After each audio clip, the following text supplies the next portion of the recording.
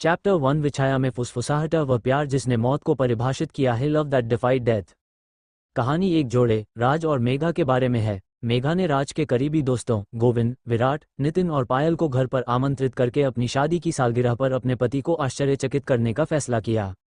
राज और उसके 4 दोस्त एक ही अनाथालय में पले बड़े और सबसे अच्छे दोस्त बन गए। मेघा का निमंत्रण मिलने पर अलग अलग जगहों पर काम करने वाले 4 दोस्त एकजुट हो जाते हैं और राज को आश्चर्यचकित करने के लिए उसके घर पहुंच जाते हैं।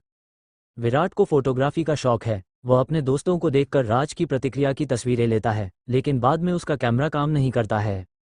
साथ ही घर में दर्पण भी नहीं टिकते हैं। राज उन्हें उस विदेशी जोड़े की कहानी सुनाता है जो बहुत समय पहले बंगले में रहता था और स्थानीय लोगों का मानना है कि घर में उनकी आत्माएं रहती हैं।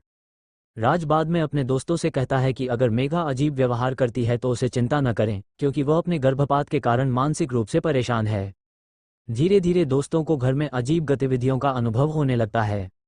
नितिन और गोविंद गलती से समझते हैं कि पायल पर भूत प्रेत है और उन्होंने चर्च से पवित्र जल लाने का फैसला किया।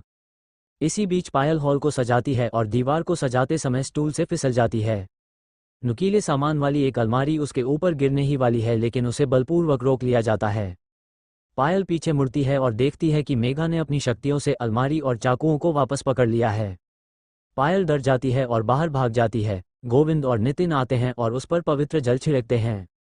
पायल ने उन्हें बताया कि उस पर कोई भूत प्रेत नहीं है, यह मेघा ही है जिस पर भूत सवार है। वे उस चाकू पर पानी छिड़कते हैं जिसे मेघा अपना मेघावसरी केक काटने के लिए छूती थी।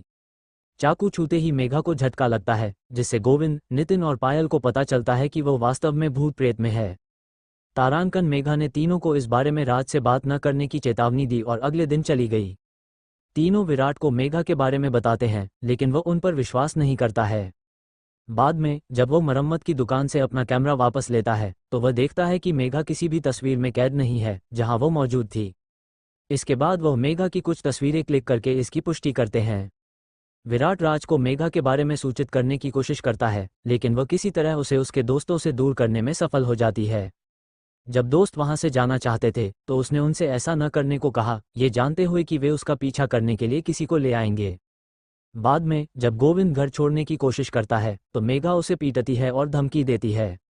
गोविंद के चाचा, जो एक ब्राह्मण होने का दावा करते हैं जो भूतों का पीछा कर सकते हैं, गोविंद के अनुरोध पर घर में प्रवेश करते हैं। मेघा उसे धमकी भी देती है। बाद में विराट राज को कैमरे की तस्वीरें दिखाने में कामयाब हो जाता है, लेकिन तस्वीरें अब मौजूद नहीं हैं। फिर वे राज को घर से बाहर निकालने के लिए एक नाटक करते हैं। गोविंद पेट में दर्द होने का नाटक करता है और वे सभी उसे कार तक ले जाते हैं। राज अपना पर्स भूल जाता है और दोस्त मेघा को जाकर उसे लाने के लिए कहते हैं। दोस्तों ने पहले घर में कुछ जगहों पर पवित्र जल छिड़का और विराट घर वापस जाता है, मेघा को बंद कर देता है और दरवाजे पर पवित्र जल छिड़कता है। दोस्त तुरंत राज के साथ निकल जाते हैं। आधे रास्ते में उन्हें याद आता है कि उन्होंने गोविंद के चाचा को घर में छोड़ दिया था, जो उस कमरे का दरवाजा खोलते हैं जहां मेघा बंद है। माहौल बदलने लगता है और दोस्त समझ जाते हैं कि मेघा बाहर है। दोस्त राज को एक चर्च में ले जाते हैं और उसे मेघा के बारे में बताते हैं। राज भ्रमित है और उसे अपने दोस्तों पर विश्वास नहीं है। विराट ने राज को एक नुकीली चीज के पास धकेल दिया, ये जानते हुए कि मेघा उसे बचाने के लिए आएगी। मेघा उसे बचाती है और राज को मेघा का असली चेहरा देखने को मिलता है। राज सबको बताता है कि उसे मेघा के बारे में पहले से ही सब कुछ पता था। जब मेघा को प्रसव पीड़ा हुई तो राज को मदद नहीं मिल सकी क्योंकि लैंडफोन काम नहीं कर रहा था। वो मेघा को अपनी बाइक पर अस्पताल ले गया और वे एक विशाल चट्टान से टकराकर दुर्घटनाग्रस्त हो गए।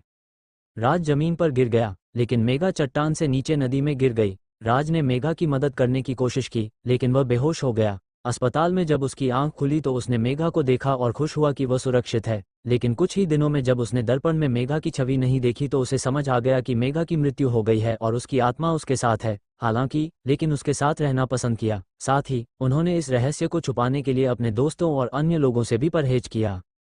सच्चाई सुनकर मेघा राज को छोड़कर जाने का फैसला करती है, लेकिन राज मेघा को उसी तरह जीने के लिए मना लेता है जैसे वे रहते आ रहे हैं।